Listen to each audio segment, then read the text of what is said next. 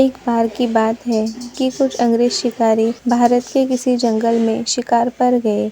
उस जंगल के बाहर एक डाक बंगला था, पर उसमें पहले से ही कोई बड़ा अंग्रेज अधिकारी ठहरा हुआ था। इन अंग्रेज शिकारियों को जंगल के बीच बने एक पुराने डाक बंगले में रुकना पड़ा। इस डाक बंगले का रखवाला अपने परिवार के साथ रहता था और डाक बंगले में रुकने वाले लोगों की सेवा करता था। इस रखवाले के परिवार में उसकी बीवी तथा लगभग 14-15 साल की उसकी एकमात्र लड़की थी। एक शाम जब अंग्रेज शिकारी शिकार करके वापस डाक बंगले पर आए तो नहा धोकर पीने बैठ गए। पीने के बाद उन्हें इतनी चढ़ गई कि वे लोग पूरी तरह से बहक गए और उस रखवाले को गोली मारने के बाद उसकी बीवी तथा बच्ची को नोच डाले। इन पापियों को नशे में कुछ भी पता नहीं चला और नोचने के बाद उन दोनों को भी गोलियों से भून डाले और तीनों की लाश को डाक बंगले के पीछे दफना दिया। यह बात आई गई रह गई। अंग्रेजों ने फिर कुछ दिन के बाद वहाँ कैलाश नामक एक नया सेवक रख दिया। किसी को कुछ भी पता नहीं चला कि इस पुराने डाक बंगले का पुराना सेवक और उसका परिवार कहाँ चला गया। एक बार की बात है कि नया सेवक कैलाश रात को गेट बंद करके सोया हुआ था। तभी अचानक उसकी नींद खुल गई क्योंकि उसे लगा कि दरवाजे पर कोई रो रहा है। उसने एक हाथ में लाठी उठाया और दूसरे में चिराग और दरवाजे पर आकर हाथ लगाया। कौन है? इतनी रात गए कौन दरवाजे पर रो रहा है? उसने देखा कि एक किशोरी दरवाजे पर बैठी रो रही है। कैलाश उस किशोरी के पास गया और उसके सिर पर हाथ रखते हुए कहा कि बेटा रो मत, अंदर चल। फिर उस किशोरी के अंदर आने पर कैलाश ने पीने के लिए पानी आगे बढ़ाते हुए पूछा कि बेटी तुम कौन हो और इतनी रात को अकेले इस जंगल में क्यों भटक रही हो? कैलाश की इतनी बातें सुनते ही वह किशोरी रो पड़ी। कुछ समय तक तेज तेज रोने के बाद वह थोड़ा शांत हुई और कैलाश को बताई कि वह इस डाक बंगले के पहले सेवक की पुत्री है। फिर उसने यह भी बताया कि कैसे 4-5 अंग्रेज शिकारियों ने उसके पिता को मार डाला और उसके बाद उसके तथा उसकी माँ की अब्रू को नोच डाला। फिर कैसे उसकी माँ तथा उसको भी गोलियों से भूनने के बाद डाक बंगले के पीछे दफना दिया। उस किशोरी की इतनी बातें सुनते ही कैलाश पूरी तरह सहम गया, पर निडरता दिखाते हुए पूछा कि ऐसे कैसे हो सकता है? अगर तू मर गई है तो मेरे सामने कैसे बैठी है?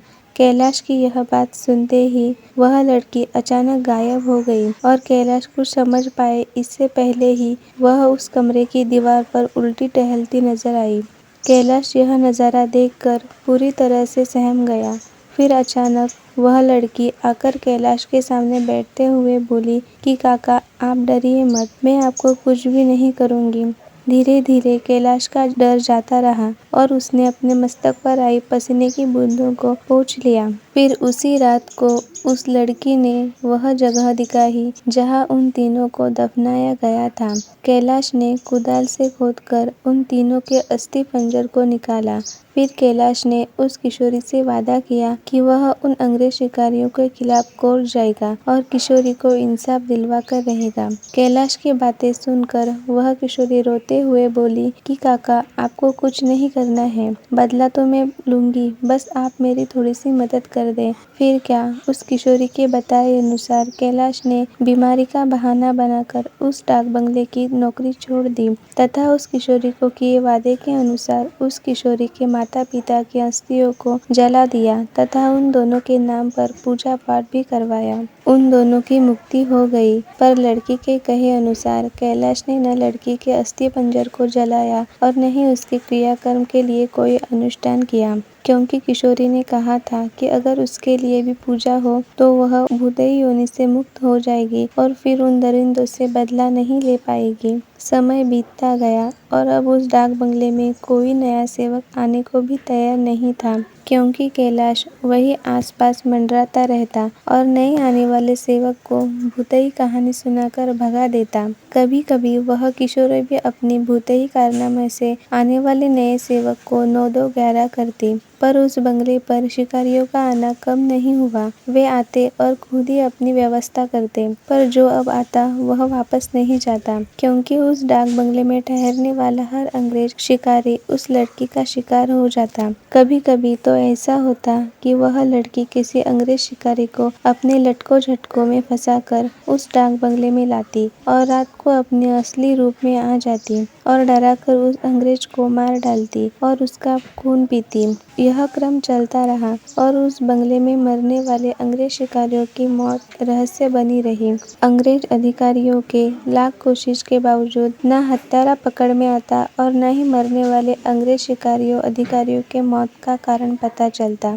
धीरे धीरे यह खबर आसपास के क्षेत्रों में अंग्रेज शिकारियों आदि में फैल गई कि पुराने डाक बंगले में ठहरने वाले हर शिकारी की रात तो होती है, पर वह दूसरे दिन का सूरज नहीं देख पाता।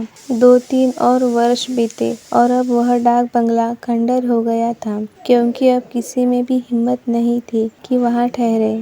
आखिर किसी को अपनी जान की परवाह नहीं होती, पर वह किशोरी भूतनी जो अब युवती बन गई थी, उसी डाक बंगले में रहकर अपने हत्यारों का इंतजार करती।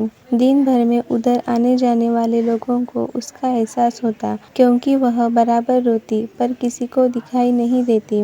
एक बार की बात है कि वह युवा भूतनी उस जंगल में रह रहे एक युवा भूत तथा युवा भूतनी के संपर्क में आई। ये दोनों आदिवासी थे और जंगल में लकड़ी काटते समय किसी अंग्रेज शिकारी के शिकार बन गए थे। युवा भूतनी उन दोनों को लेकर शहर की ओर निकल गई। युवा भूतनी उन दोनों भूत भूतनी के साथ शहर में घूम घूम कर अपने हत्यारों की तलाश करती रही। 2 दिन की मेहनत के बाद ही वह अपने हत्यारों को पहचान ली। एक दिन वह शाम के समय खूबसूरत युवती बनकर उनमें से एक हत्यारे अंग्रेज शिकारी के घर पर गई। घर पर उस अंग्रेज के सिवा कोई नहीं था। फिर उसने खूब लटके झटके दिखाए और उस अंग्रेज को अपनी सुंदरता में फंसा लिया।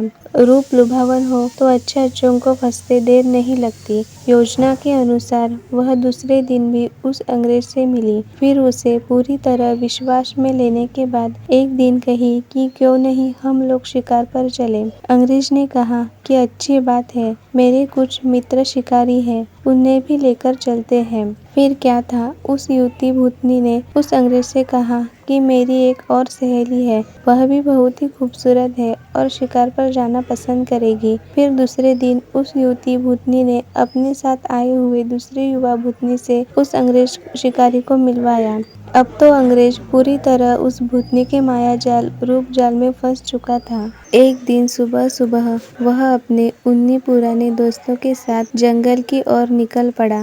दिन भर शिकार करते रहे और खूब मौज मस्ती भी। शाम होने को आई तो अंग्रेज शिकारियों ने कहा कि अब सूर्य ढलने लगा है, क्यों न हम लोग वापस शहर लौट चलें। अंग्रेज की बात सुनकर उस युवा भूतनी ने कहा कि ना, आज रात हम लोग यही ठहरकर जंगल का आनंद उठाते हैं। पर अंग्रेज शिकारी ने कहा कि हमने पहले से डाक बंगला तो बुक नहीं किया, ठहरेंगे कहाँ। फिर क्या था, वह युवा भूतनी मुस्कुराई और बोली कि इसी जंगल में दूसरी ओर मेरे एक मित्र आदिवासी की कुटिया है, हम रात वहीं बिताएंगे और खूब मौज मस्ती करेंगे। अब हुआ यूं कि उस युवा भूतनी की योजना के अनुसार देखते ही देखते उसके मित्र युवा भूत ने एक मड़ई तैयार कर ली थी। उसमें ऐशो आराम की सारी चीजें भी ला दी थी। उन दोनों युवा भूतनी के साथ अंग्रेज उस मड़ई में पहुंचे। इन अंग्रेज शिकारियों को उस मड़ई की दशा देखकर अजीब लगा, क्योंकि उस मड़ई में महलों बड़े बड़े होटलों जैसी व्यवस्था थी। रात को पार्टी शुरू हुई तथा साथ ही अंग्रेज अधिकारियों की सिट्टी पिट्टी गुम होना भी, क्योंकि पहले तो उन 2 युवा भूतनी जो देखने में बहुत खूबसूरत लग रही थी, अचानक बहुत ही डरावनी रूप बना ली। ऐसा रूप जिसे देखते ही अच्छे अच्छे डर जाए। फिर क्या था, उन भूतनियों ने ग्लास में खून भरकर लाकर उन अंग्रेजों को पिलाना शुरू कर दिया। किसी अंग्रेज की हिम्मत ही न थी कि वह ना करे, क्योंकि सब के सब पूरी तरह से डरे हुए थे और कांप रहे थे।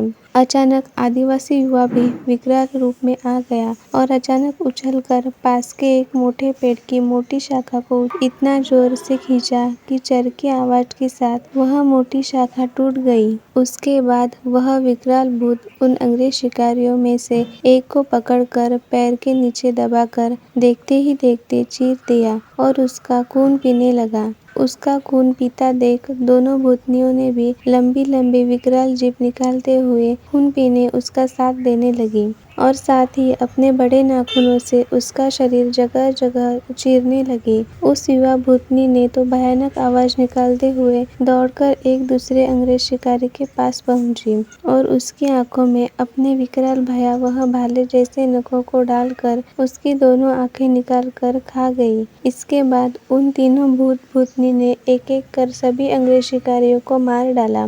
दूसरे दिन उन अंग्रेजों की खोज में गए अंग्रेज अधिकारियों को उनकी ऐसी विभत्स लाशें मिली जो देखने में बहुत ही भयावह लग रही थी। उनको ऐसे नोचा गया था कि लगता था कि यह किसी मनुष्य या जानवर का काम नहीं हो सकता। कैलाश को तो सब कुछ पता ही था पर वह किसी को कुछ नहीं बताया। फिर एक दिन समय निकालकर गोपनीय रूप से कैलाश ने उस युवा भूतनी के कंकाल को भी जला दिया तथा उसकी मूर्ति के लिए पूजा भी करवा दी।